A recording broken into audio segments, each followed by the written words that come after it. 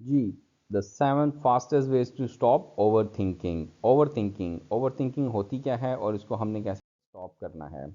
तो अगर आज आपने ये वीडियो देख ली तो आपको पता चल जाएगा कि ओवरथिंकिंग का मतलब क्या है और इसको अवॉइड कैसे करते हैं, वो भी quickly, right.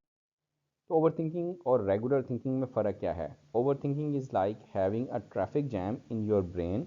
It's when you get stuck in a loop of excessive and repetitive thoughts. यानी सादा सोच में और ओवर थिंकिंग में ये फ़र्क है कि ये ट्रैफिक जैम हो जाती है आपके दिमाग में, और आपके दिमाग में सोचों के अंबार लग जाते हैं, गूंजने लग जाती हैं। तो stop thinking and end your problems, right.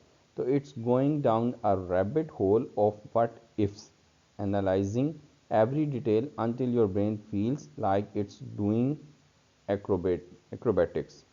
It's like having a mental magnifying glass that sometimes makes even the smallest thing seems like a big deal.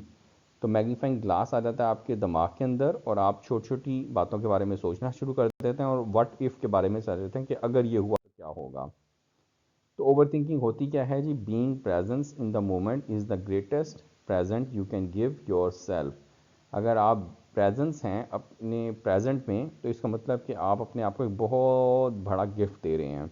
तो हमें पास्ट में नहीं ज़िंदा रहना चाहिए, हमें फ्यूचर में ज़िंदा नहीं रहना चाहिए, हमें प्रेजेंट में ज़िंदा रहना चाहिए। तो प्रेजेंट को प्रेजेंट ही इसलिए कहते हैं कि प्रेजेंट का मतलब है कि महाल, राइट।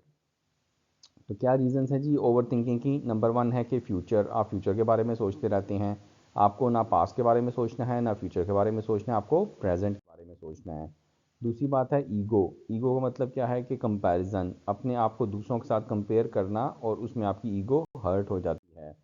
थर्ड पॉइंट क्या है, डिज़ायर्स, यानी कि जो extract ego and desires then left happiness. एक बंदा गया और उसने कहा कि आई वांट हैप्पीनेस, तो अगले बंदे ने उसको समझाया कि इसमें से आई को माइनस कर दो और वांट को माइनस कर लो तो पीछे हैप्पीनेस रह जाएगी। तो आपकी जो डिज़ायर्स हैं वो ख़त्म हो जाएंगी, तो जो आपके पास नेमतें हैं आप उस पर अल्लाह का शुक्र अदा करेंगे और वही ब्लेसिंग्स हैं। तो कैसे आपने ओवर थिंकिंग को अवॉइड करना है। सबसे पहला स्टेप है जी मेडिटेशन का और प्रेयर्स का, दुआओं का, अल्लाह ताला पे बिलीव का। दूसरा स्टेप क्या है कि नई नई चीज़ों को ट्राई करें, ट्राई न्यू थिंग्स, उससे भी आपकी ओवर थिंकिंग कम हो जाएगी। तीसरी बात क्या है, पास्ट इज़ अ पेन, याद माजी अजाब है यारब, छीन ले मुझसे हाफजा मेरा। हमेशा पास्ट में ना ज़िंदा रहें। विंड स्क्रीन में और जो बैक मिरर होता है उनमें फ़र्क होता है। तो विंड स्क्रीन हमेशा बड़ी होती है, बैक मिरर हमेशा छोटा होता है। Imagination is more powerful then knowledge. जो इमेजिनेशन है, तखय्युल है, वो भी बड़ा इंपॉर्टेंट है, उस पर भी फोकस करें। Surrender and accept bad experiences. जो एक या जीत होती है या हार होती है, और हार का मतलब लर्निंग होता है कि आपने कुछ ना कुछ सीखा होता है। सरेंडर कहना सीखें, सरेंडर करना सीखें और बैड एक्सपीरियंसेस को एक बैड एक्सपीरियंस समझ के अवॉइड कर लें।